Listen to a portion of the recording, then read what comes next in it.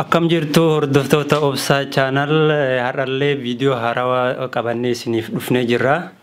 Viidiyoon haarawni qabannee isin dhufne waa'ee yeroo ammaa kanarratti uummata addunyaa hunda shororkeessaa jiru. Waa'ee dhibee ammaa kanarratti waa'ee sanii isinii qabannee dhufnee jirra. Waa'ee sanirratti waan muuxannoo qabnurra namoota muuxannoo qabnurrallee namoota muuxannoo qabanirra wantoota dudubbifnerra kan qabannee isinii dhiyaannu ta'a. Hanga xumura sagantaa keenyatti akka waliin turtan isiniin jedha. Itti aansee immoo laayikii fi warri haaraa taata laayikii fi sabiskiraayib hin dagatina isiniin jedha. Waa'ee dhibee ammaa kanarratti uummata biyyoota addunyaa irra jiru sodaachisaa jiru kana irratti dawaa akkamitti akka jiruu fi dawaa qabatamaan argameetiin hin jedhe. Dawaa qabatamaan argameetiin hin jedhe irratti isinii dubbannaa maal fa'aa kan akkamiitii kan jedhan doktoroota hedduurraa kan wanni bahee isiniif himuudhaafi dhibeen kun biyyoota hedduu keessa deemeetiin hin jira. Duraaniin biyyi inni irraa jalqabe akkuma beektan magaalaa Yohaan jedhamtu Chaayinaa keessaa jalqabe. Achirraan deemee antenne biyyoota hedduu keessa faca'eetiin hin jira akka addunyaatitti amma biyyoota Afrikaa yoo ta'an malee biyyoota Awurooppaa ta'e biyyoota hedduu keessa deemeetiin namoota hedduu kan lubbuu isaanii galaafataa jiru. Waan kana ta'eef waa'ee kanaa irratti mee dawaan isaa maal dawaan irra caalee dawaa isaa rabbumatu qabaa. Itti aansee immoo nullee of eeggannoo gochuu qabna. Of eeggannoo sanarratti mee maal fa'a akka waan akkamiitii wanni irratti of eeggannoo kan jedhu isinii qabadhee dhufaa jira. Itti aansee uuma ofiiyyuu itti fayyadamaatiin hin jirru isinillee akka itti fayyadamtan muuxannoo qabnurraa walii qooduudhaafi. Kana waan ta'eef tokkoffaa yeroo harka dhiqattaniitiin hin geessitan wantoota dibachuu qabdan. Itti aansee immoo daa'imoota keessanillee ta'e wayita isaan yeroo mana fincaaniitis ta'e bakkoota iddoo iddoo keessaa bayaniitiin jedhan wantoota silaa dibatuu qaban. Yeroo osoma isaan harkaan iyyuu tuqan isinitti dibuu qabdan jechuudha. Yooma isaanillee akkaataa itti dibachuu hin beekne ta'e yeroodhaan of eeggannoo fi godhatanii rabbuma nama eegaa garuu of eeggannoo sanullee of eeguu qabna. Waa'ee sanii irratti meemaa inni wanti sun yoo jettan isinitti mul'isa. Wantichi ammoo kun as jira. Wantichi afaanota hedduudhaan barraa'ee afaanota hedduun tiraansleet gooneetiin afaanota keenyaanillee yuutuubii keenya jalatti yoo arguu barbaadan kunoo kaameeraa isinii mul'isee jira. Afaan keenyaanillee maal akka ta'e isinii barreessinaa. Bakkeen itti argamu ammoo mana yaalaatti illee faarmaasii garaagaraa keessatti illee hin argama. Itti aansuudhaan immoo bakka biyyoota Awurooppaa keessaa fi biyyoota biraa keessa warri jiraattan Lidili bakka jedhamtu magaalota wanni keessa kan argamu jechuudha. Bakkoota meeshaa garaagaraa itti gurguran keessallee suuxaniitiin bakkee amma fakkeenya bakka akka saamunaatiif bakkoonni garaagaraa itti argamu irratti yoo suuxaniitiin argitan argachuu hin dandeettanii dubbifama isaa irratti yuutuubii chaanaalii keenya jalatti isinii kenna dubbifama isaa afaan keenyaan jijjiirre jechuudha.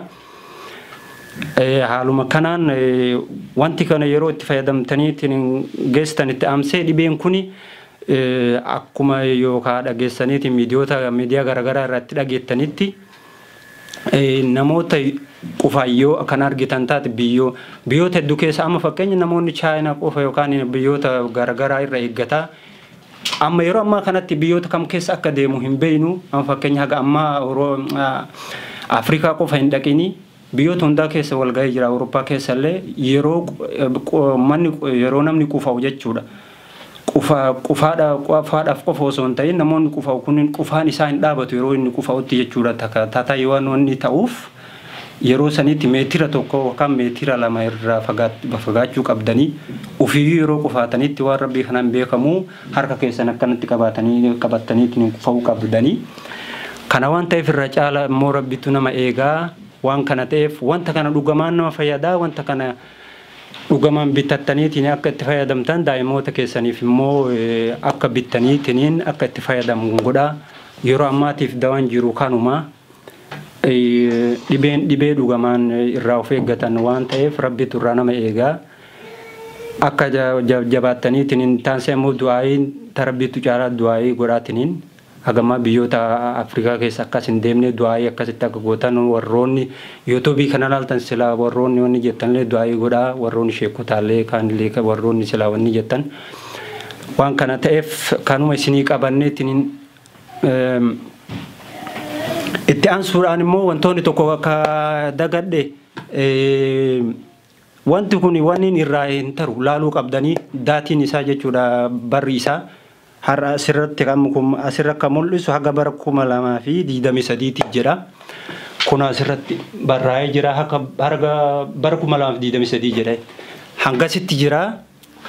Sallaaltanii tiniin bitachuu qabdanii kan yeroo irraa deemellee osoo hin ta'in hin gurguramaa osoo hin ta'in yeroo ammaa kanatti wanni marti dawaa waan ta'eef qoratameetiin gurguramaa waan rabbii kanaa hin beekan amma fakkeenyi garuu biyyoota kennaallee ta'e yoo deem warroonni biyya kennaallee yuutuubii kana kan laaltan hin jira yoo jiraate wanti kana laaltaniitiin akka bitataniitiin itti fayyadaman keessattuu warroonni biyya kenna biyyoota Afrikaa wanta kana haalaan waan fayyaduuf yeroo waan fedhanii osoo ta'e mana toyoleetaa ta'ee bakkoota deemtanii itti aansee bakka yeroo bakka fedhanii osoo ta'e isin fayyadachuudha kun wanni kana yoo dibattan jarmii sanirraa isin eeguu waan danda'uufi dhugamatti nama fayyadaan hundi kenna namoonni wanni ammoo wanni irra caala namatti tolu ijoolleellee ta'ee kaan ta'ee ijoolleen illee wayita mana barumsaa ofii deeman boorsaa ofii keessallee ta'ee kaawwachuu hin danda'anii namni gurguddaan immoo kiisii keessa kaawwatee kan warra shamara ta'e dubaraallee nama hin dhibu boorsaa ofii keessa kaawwataniitiin yeroo wanni gabbaate hop banatteetiin akkanatti dibachuu hin dandeessaa wanni keetiin yeroo hunda kana yoo goote bakka. Ittaansee wanta inni nama ayyuu wanni godhan jiru wanni isaatu urgaa qabaa waan ta'eef agaimara wanti isin jeequmsa wanni qabu hin jiru yeroo hunda itti fayyadamtan bakka deemtanitti uummata keessatti illee ta'ee wanti inni nama wanni goosisullee hin jiru jechuudha yeroo inni urgaan isaa ba'u afaan namaallee wanni godhu hin jiru sababa saniif akka itti fayyadamtan isin jechuudhaa fi waan beenu lawa barsiifnaadhaaf isiniif hinne tana jechuun isinirra beeyna yookaan namarra beeyna osoo doktora tokko ta'eeti osoo hin ta'in wanta itti fayyadame anillee kan itti fayyadameeti isinillee yoo isin kan fayyadu hin fayyadaa yoo osoo hin ta'in akka itti fayyadamtanii fi isin kana jechaadhaaf isiniif hinne haaluma kanumaan waan kana ta'eef koppii kiyyaarraa asitti isinirraa fixa kan koppii kana jaalataniitiin hin jettan warri obsaa chaanal YouTube laaltan hundi keessan aga torbaan dhufu yookaan viidiyoo biraatiin walitti deebinutti laayikii fi sabiskiraayikiin dagatina koomantiilee nu kennaati eessatti argama akkamii argachuu dandeenya jechuullee yoo barbaadan koomantii jalatti nu kaa'atii hanga sagantaa biraatiin walitti deebinutti. Ciao ciao. Stiksi kale laaleettu. Kun manatti hafe hedduu jiraachuu waan kana shalagguulee nama dhibaadha duraa. Lammaffaa asxaa isaatti yoo kan seennu taate yeroo hedduu leeyida namni tokko leeyidaa kana oowwa qaamaa jaanii leeyida kara keenyatti makara argee kanatti leeyida beekamu. Afaan Amaaraatiin tukkisaati jaanii ni miti.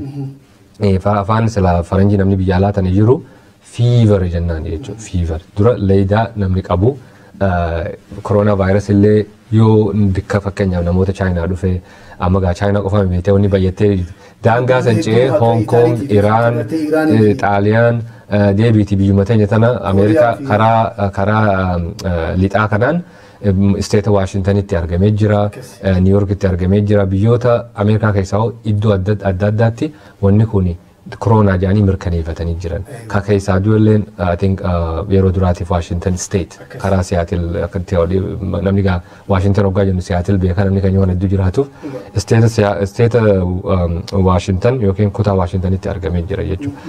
Yoo namni kun galtee nama sanii wajjin beeku yoo karatti walitti dhufee takka inni elevator hoggaa gabbuu haxxifatee harka sadi dhiqatiin sibiila san qabatee gabbuu ati immoo biyya biraatii deemaa dhufe Kaalgarii irraa Seattle dhufe quban qabdu harkaan tuute wanni sun si qabu mana jechuudha. Duraa fever.